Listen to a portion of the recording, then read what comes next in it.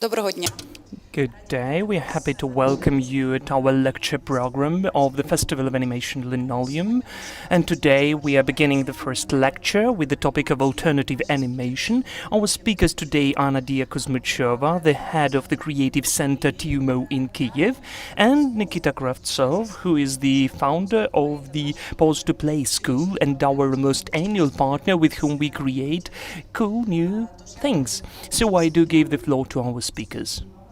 And I wish you nice screening and listening.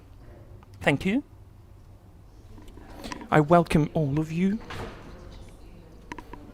It's so pleasant to be the part of the creative space, and our slot will be divided between me and Nікіта, because the main topic of our today's meeting is to speak about, as we called, provocative alternative animation, and now in more details we'll speak about that. I would like to begin with me as a professional. I'm a sociologist. I've got 10 years of the pedagogical experience, and the last 3 years I'm delving deep into the realization of the creative space for teenagers, and now I'm having a speech in front of you at the platform which is devoted to animation, media art, and it seems that there are lots of discrepancies there, because I'm not a professional in the sphere which we're speaking about. But in fact there are not that many discrepancies if we think about the following. The aim of my today's speech and the meeting with you is not just to tell about the professional parts. Nікіта will tell about that, demonstrating some of the peculiar examples. My aim is partnership. And just to drive your attention to the fact that when we, in the early age, the age of teenagers, we provide certain professional skills, love, interest towards media art, towards different creative industries, it is the background, the stuff which will further become the foundation for the development of this industry. Thank you. So, when we speak about, well, why we had such a name of alternative animation as a topic, not just because we had a totally different approach towards the creation process, but because the modern world and the modern creative industries are not that narrowly specialized. They foresee the available of competences for simultaneously several spheres. And this is how we created the project, which this year we are presenting in Ukraine, which is directed for teenagers age 12 to 18. As we know, during this period of time we provide the foundation, the basics of what I'd like to deal with, and which skills I can develop, and how I can combine them, and most important thing, where I can try all of that. So this space of creative technologies, TUMO, is just created to try, to experiment, to test, to have some errors, and to go on. A bit more details why it is connected with the animation, why we are here today. Because in 2011 we opened the first center in Yerevan, where we offered for the teenagers different 14 spheres, and among them there was animation, including as a basic sphere, to combine them with the others, with the production, with musical production, 3D modeling, coding, with robotronics, and with drawing and painting, and other spheres which all together can strengthen the opportunities of our youth, who is later coming and creating different interesting things. This model showed that we could see interest from other countries, other spaces, and this interest witnessed that when we pay attention to the youth, we shape this foundation, which later will come to this industry.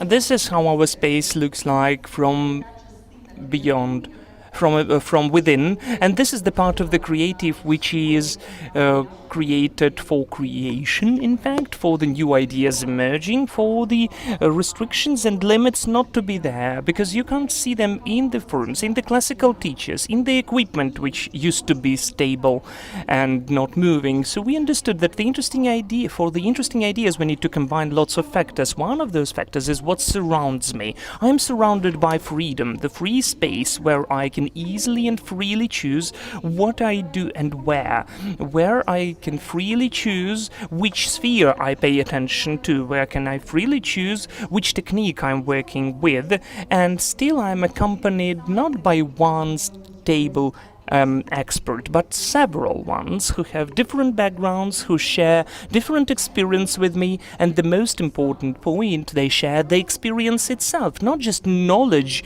which were gained from the book or other options of information gaining, but what was really lived with and what was really this industry living now with.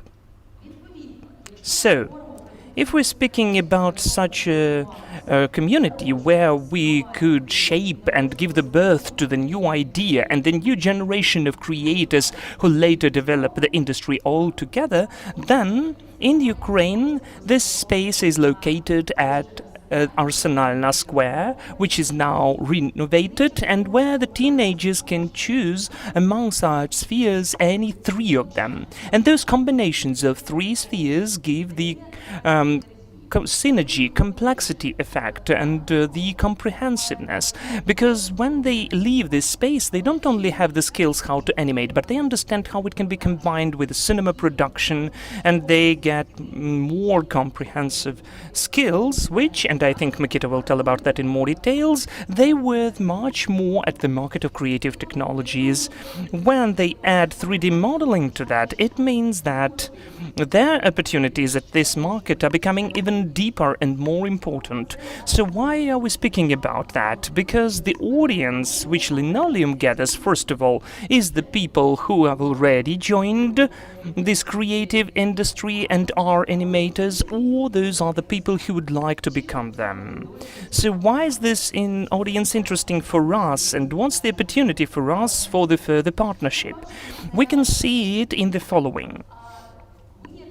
You are the ones who has those skills, and you understand that it's much better and more interesting for you to work in the company of the same experts and professionals. But those experts do not emerge from nowhere. We need to bring them up. We need to encourage them. We need to give them an interesting experience and interesting info. And our space is open for such collaboration, which you can become. You will become the people who share this experience, or together with the students create the new projects, presenting them at the international arena, showing them at different festivals, or just making some unique things which can separately be promoted. This is how we can see a direct collaboration and an opportunity for our partnership. When you join this team, and give an opportunity to develop our students, for our students. How is it done? And in which form, in which shape is it possible to join to create the creation of the new view of creative industry in Ukraine? Our educational process is not classical. It is divided into three components, and what we are focusing upon is the involvement of the experts for the element of workshops. These are the projects. The practice which the student gets here is always done through some implementation and the work of some different spheres, and from there a final way of this audience with the implemented projects. That is why this component in the workshops is the most important and interesting to form the skills which will further be important for the students. Separately, I'd like to comment on another opportunity community.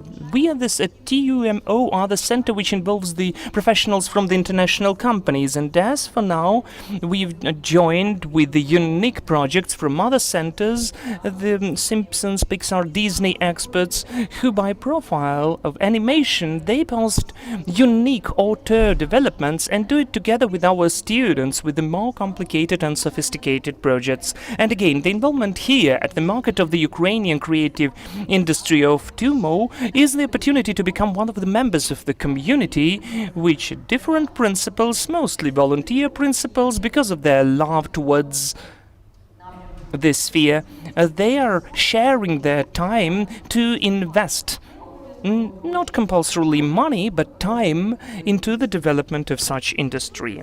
If we sum it up, and in fact we point out key issues which are important for us from the perspective of the further communication and possible collaboration, the first point is the partnership through the upbringing, teaching for the modern innovative knowledge, for the innovative modern youth. And you are the people who have this knowledge.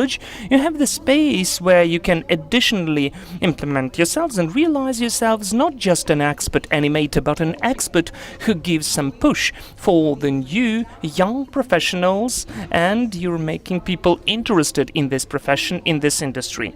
The second moment, being in the center of our capital, being the space of total freedom and internal minimalism, we are the platform which can conduct individual, personal, auteur exhibitions, presentations, where you can communicate with the same category of interested in this industry people, and just to feel friendly atmosphere, you can create the new forms of social connections which maybe are not that emphasized upon, because mostly the teenagers are beyond the attention because it's not that close for them for the professional way. And the third point, any auteur ideas which you would like to test, to experiment with, again, for the audience which is interested and has selected this profession, that's also the space which allows to implement in the TUMO your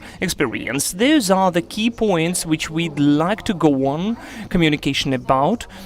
As for the partnership, but as for which intercultural cross-program opportunities animation gives, both on the practice, how we can combine all of the spheres which I mentioned, which are presented in TUMO, now professionally and expertly will be shown by Nikita at the examples of the specific realized projects by the Ukrainian experts, the Ukrainian teams, and this is the example where later those teenagers are going to, and the need of which experts the industry is filling.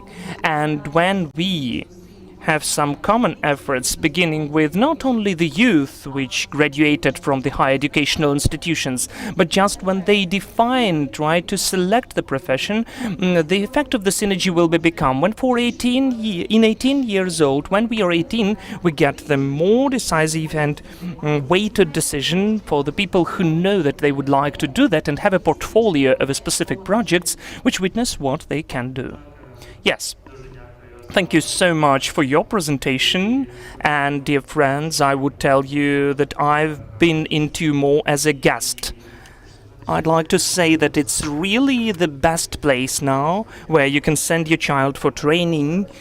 You just need to come once and to see how it looks like, and you will understand with the inspiration what a happy childhood is awaiting for your child. So I recommend you to be their guests. I need a moment to connect my presentation now. Can you help me? Thank you so much. And while we are connecting, in a couple of words, in a nutshell, I will tell what we will be speaking about now. We will be speaking about some of the animation projects, specific ones, and according to my experience, I'd like to show you how we can use animation in an interesting way in our life. Those won't be just fairy tales about the animation spheres you're expecting for. When we get acquainted with the animation, we all get acquainted with it in the childhood. We see the cartoons, and this is our first experience. Then we become older, and the children begin to use phones, smartphones, computers, and there we can see computer animations in the games, where the simplest app, you download it for your smartphone, and if anything is moving there, believe me, the animator is working on that. There are lots of other experts and coders there, and engineers, the computer graphics, and other people working on that, but the animators are spending their time about that as well. But today I'd like to speak about the different examples of animations which are not that usual, because animation as it is very multifaceted art, and honestly speaking, we can use animation not only where it seems for the first sight it will be totally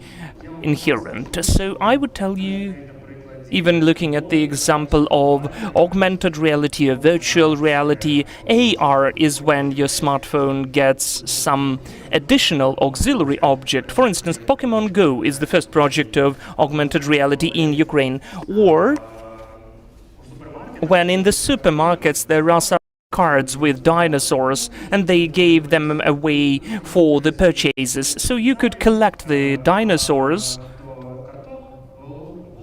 and before the cards, they got an app.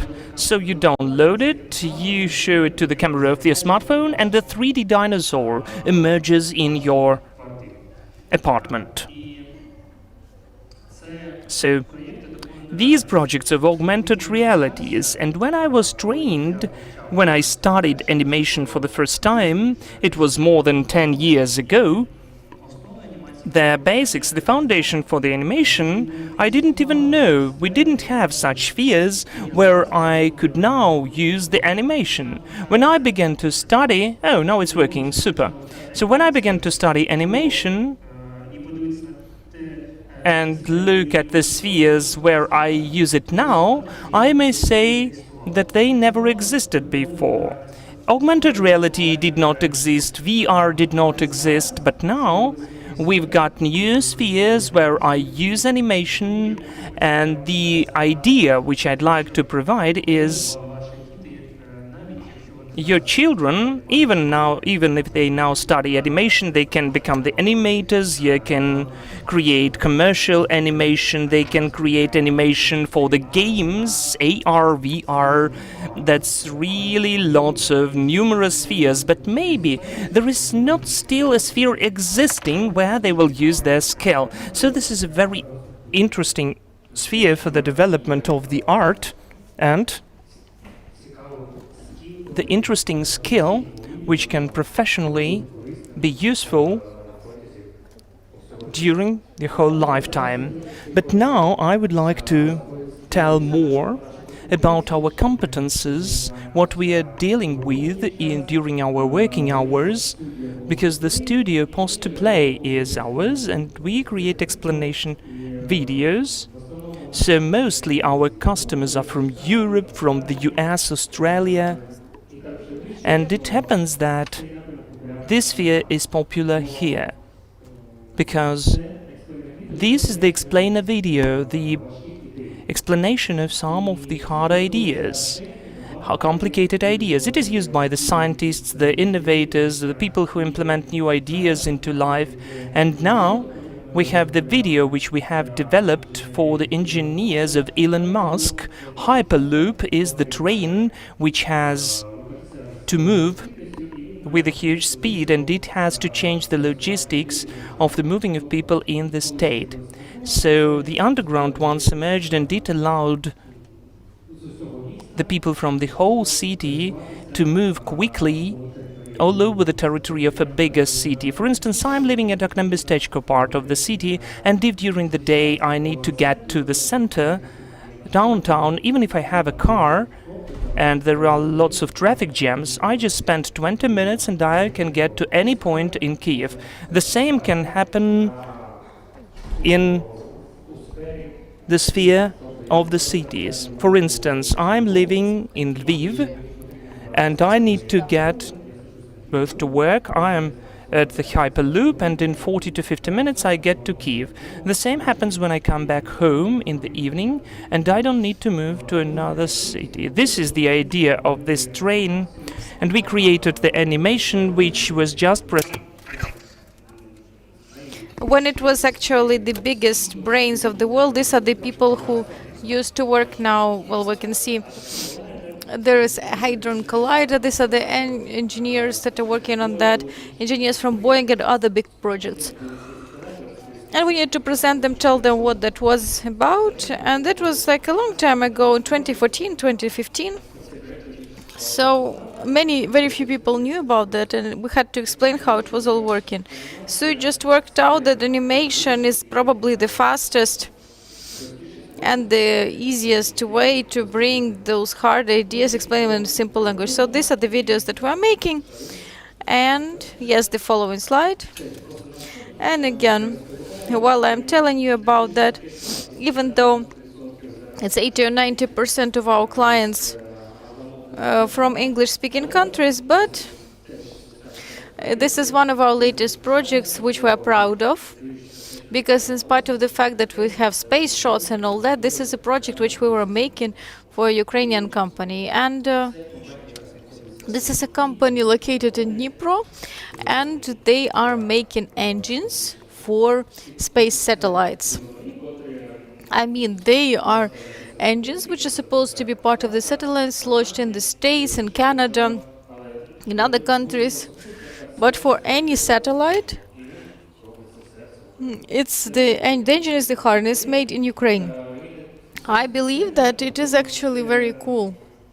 And this is a professional video, but it is going to be clear for those who work in this field, and they would like to present in several presentations for people who understand. But again, I wanted to show you that project because we are proud of it, and we did it for a company in Ukraine.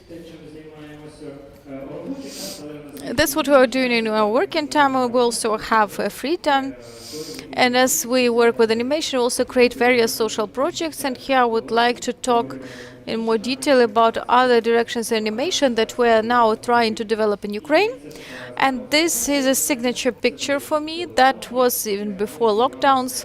We got together at Mistecki Arsenal, our team of people who are interested in social projects. Mostly these are students of our school, and we got together to talk. I mean, this was our first social project. We wanted to make an animation exhibition. Our idea was about making exhibits. It is normally you come to an exhibition, you see static exhibits, and we wanted to bring them to life. We wanted the exhibits to live, to move, to be animated. And at this event, we talked and discussed our first project, and it's very cool to show that. I mean, that's what being a social project is. And many people actually were ready to work simply because animation is what their heart wants, and they wanted to make something very interesting. And we came to our first project.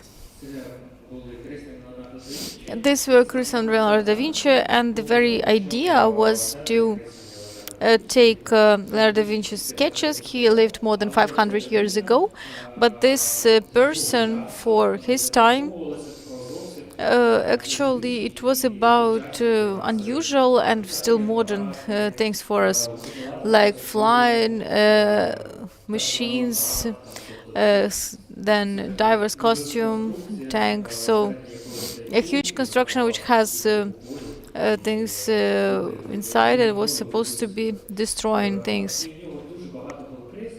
And there were lots of sketches that simply for his time were like something very crazy, but at the same time genius. And of course, in the time of his life, these sketches weren't great. They were his opinions and how you can use his engineering. But now they became really popular. By these sketches, they create these mechanisms and they work. And what we did is we did augmented reality. There is a video there. I'm going to show it to you now. or the first day of presentation, we did this video. We collected these sketches in 3D, so this is 3D models. Put those sketches, and when you actually put a phone with a camera, you can see these 3D models. So they are animated, this mechanism who move around, the flying machines, they wave their wings. So they really come to life. And I wanted to show you the first day of the presentation. It's just that, if possible, yes, please put the sound in.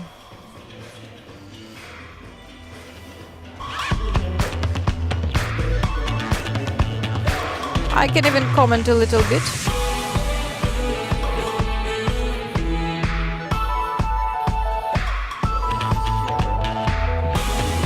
So, I wanted to stress that how people treat these exhibits. Just remember, like for example, how Pinchukars and as they see the exhibits and think, okay, what that is, they are reflecting somewhere inside. But here, we saw something very different, and the faces of our visitors.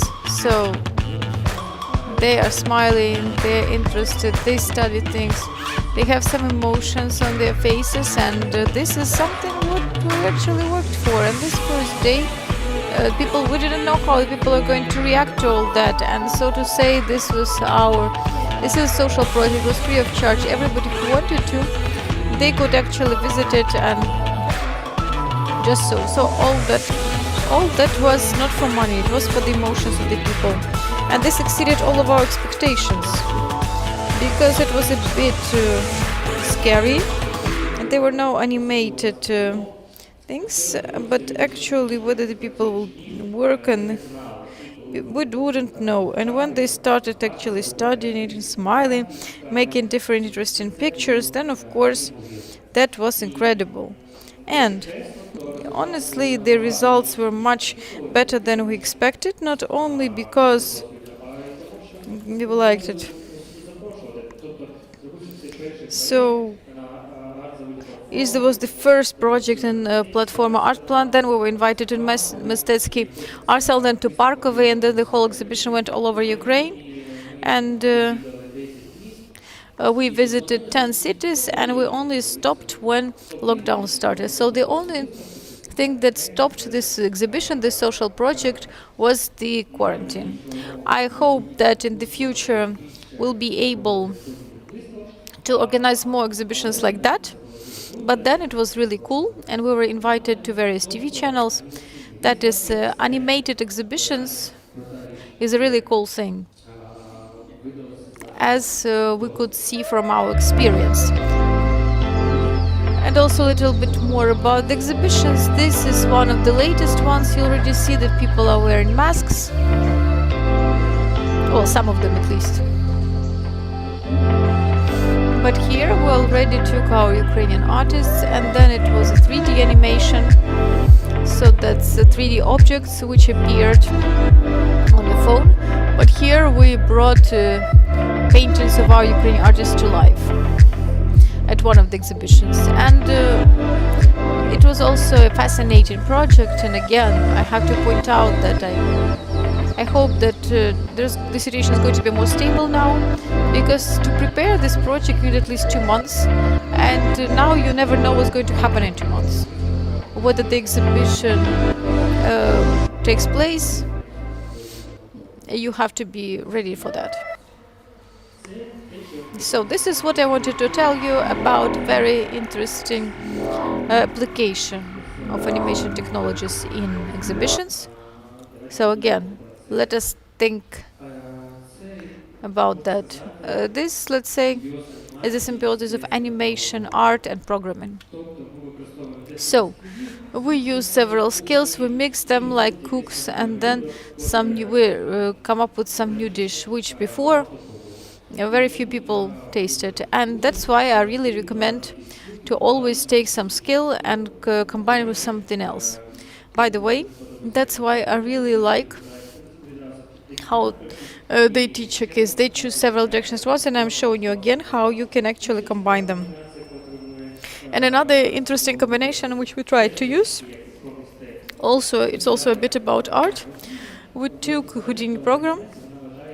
Actual animation, it is considered the hardest. You not just animate, but you actually program it. So you have to use math, different formula, and all that. So we made a show reel like that. It is a bit about art, and they wanted in the beginning to show it and then to comment it. Okay, just a second.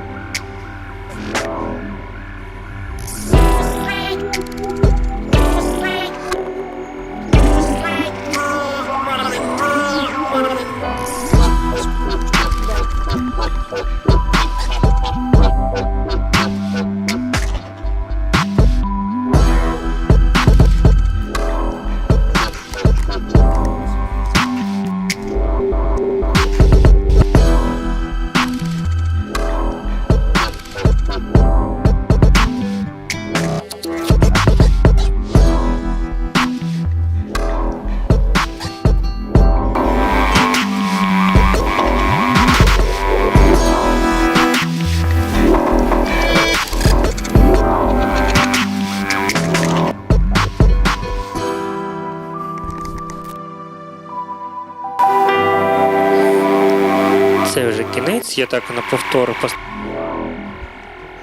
So now I'll turn off the sound so that I was able to comment. Okay, so here we are using well, in school people were used to say, why would I need math? But as you can see, math can be used in animation as well. So here the principle of this program is that you can program for some actions lots of elements, and if you pay attention to that, almost each slide consists of tens of thousands of different elements, and you do not animate each of them separately. You write out notes so that it is more clear for those who do not use that. I used some allegories. It's like you are using some math formula to make those images move according to some interesting principle. And in general, this software is used for making VFX like smoke or fire, like in the Game of Thrones, when the dragon breathed fire. Then Houdini program was used for that. In this program, you can combine lots of particles like smoke, fire, and all that. But we use this program to make a small artistic product. That's for art. I'm finishing up, and then I'm moving to another category, which can also use animation. That's going to be a bit unusual, but in the publishing house, in books, animation can also be used. And here I would like to tell about the book which we published, The History of Animation. I'm the author of this book, and when I started writing it, then I had very interesting feeling from the fact that I'm describing animation with words but not showing it. And animation is instead of 1,000 words, and we're using it at the studio to make better videos so that people didn't read what Hyperloop is. We show animation which in 3 or 4 minutes can explain very hard things. And here I'm explaining the text, and for me it was very surprising. And over there I was at that point when you had to do something with it, and this seemed to me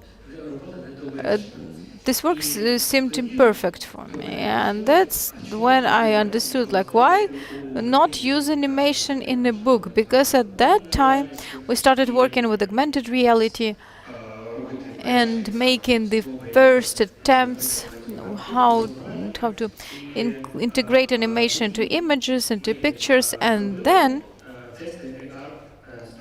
we did test of AR pages. So now this book is published, you can read it and how it all works.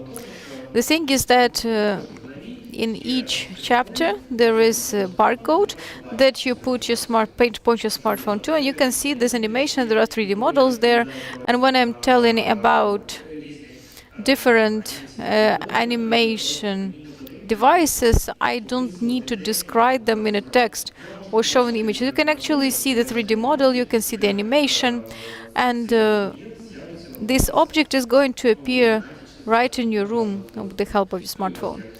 And as an example, this phenocardiscope, and you don't need to imagine it. It appears like that.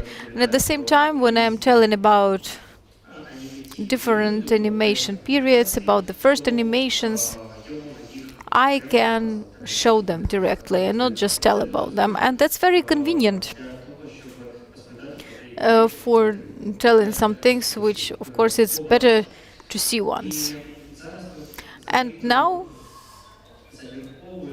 we are thinking how it would be cool to use this technology to publish books in a non-fiction format, so that when you're telling about some things which are more from the science domain, when you're telling about physics, astronomy, geography, or biology, and when in the book you see not only a text and an image, but you can actually see 3D models. Let's say when you're telling about physics, you can see this nuclear reaction, how it starts and which elements participate in it. That would have been very cool, I think. And we are now working on that idea, and I really hope that in the future we'll get involved in the projects which are going to use augmented reality in the books. By the way, I have several copies here with me, and if somebody hasn't yet read this book but would like to read it in the future, then I'll be happy if you raise your hand. And I'm going to share. I see three people. Okay, then I'm going to give those copies to you right now. I will be waiting for your feedback. Here it is. Where are you?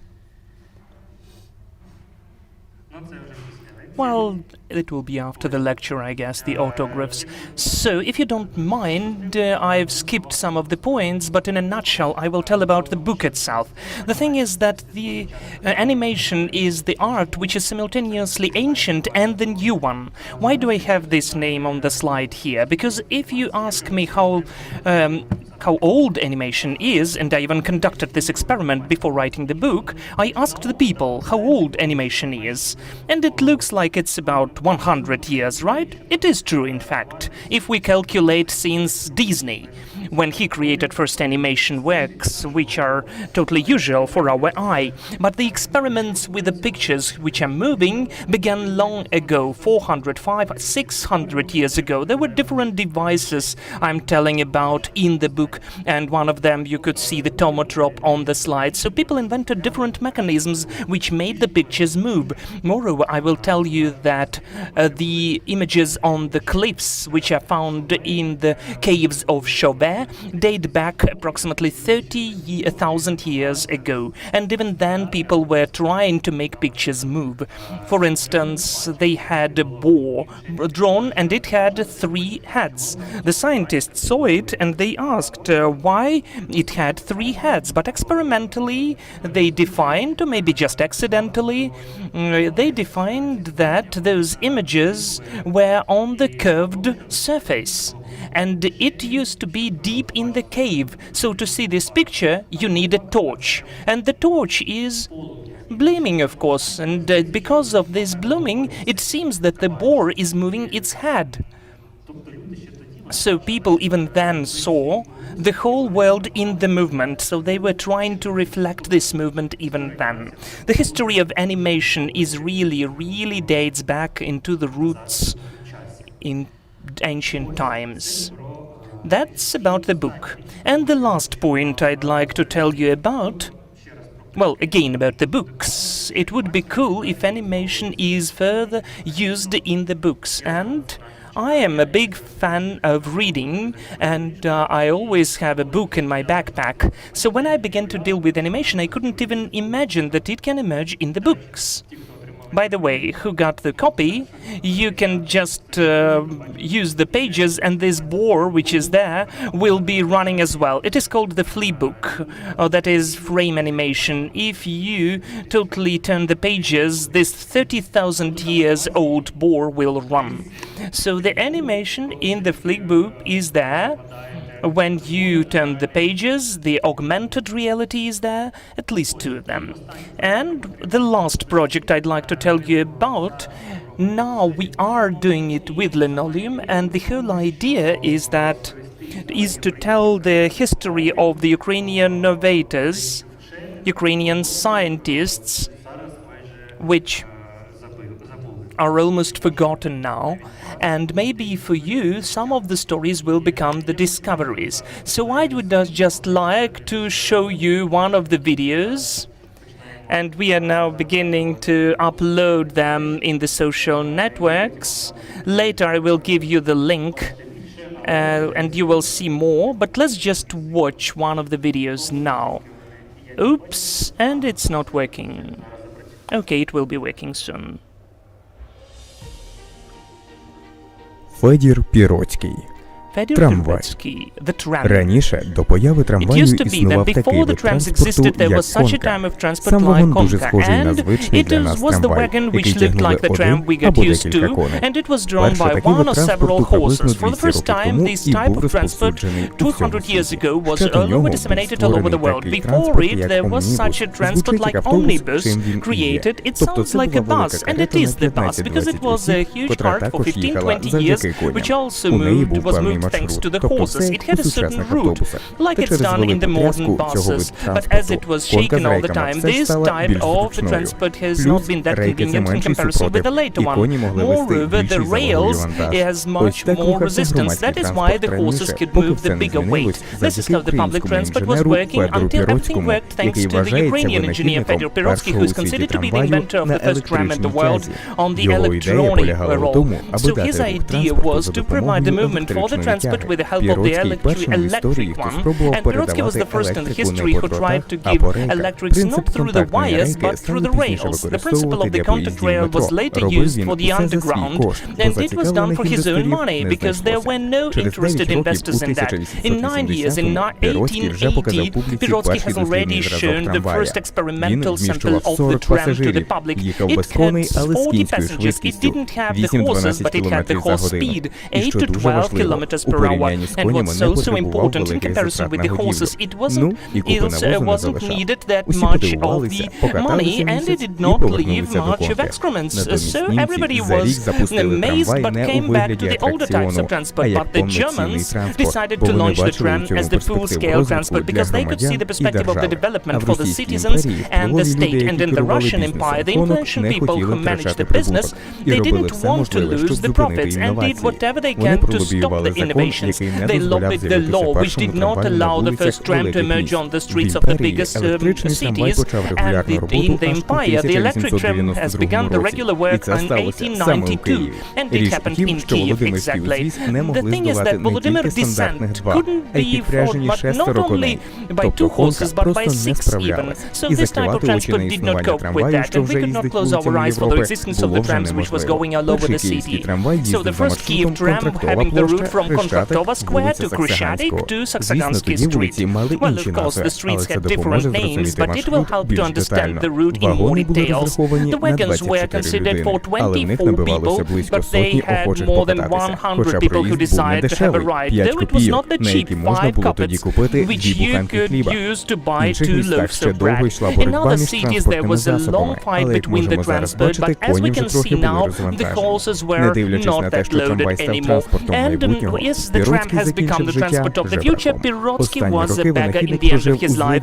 During his last years, he used to live in his mishaps, and he was buried by his friends who took loans. And in Kyiv, we don't even have Pirotsky Street. This is the story I do hope that it was both useful and interesting for you, and more stories like this are posted at the YouTube channel we are creating now. As you can see, animation is very simple there, and it allows us to create one animation movie per week. That is why I will be really grateful if you subscribe, if you like, and please make it widely known, the piece of news about this project, if you really like it. That's it for me, I guess. We can conclude. Animation in art, animation in the books, and animation as a scientific project which tells about some sophisticated ideas with the simple words. Please use it whatever you like. But know that animation is multifaceted and the foundation is always one. And the sphere and direction you're moving to is depending on you only. Thank you. And if there are any questions, I'm ready to answer. Yes, thank you so much to our speakers for your investment into animation. You've got an opportunity to pose any question, so please raise your hand and you will get the mic.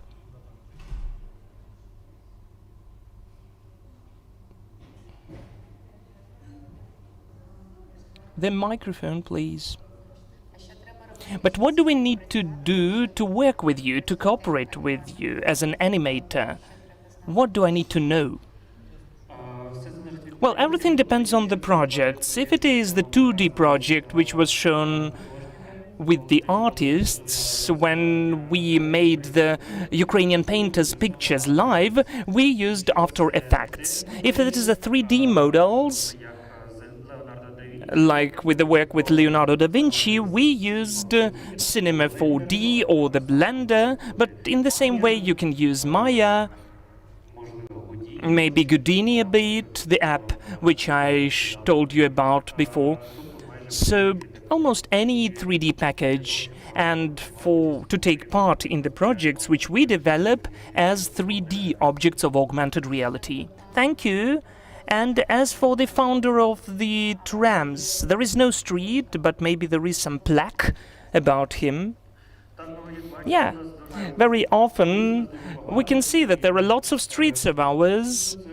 So I would say this is the question how some of the history, some of the stories of our Ukrainian innovators are not that well known. We would like just to tell more about them, just through animation, through the conversation in the bar, for people to have some incentive to remember that.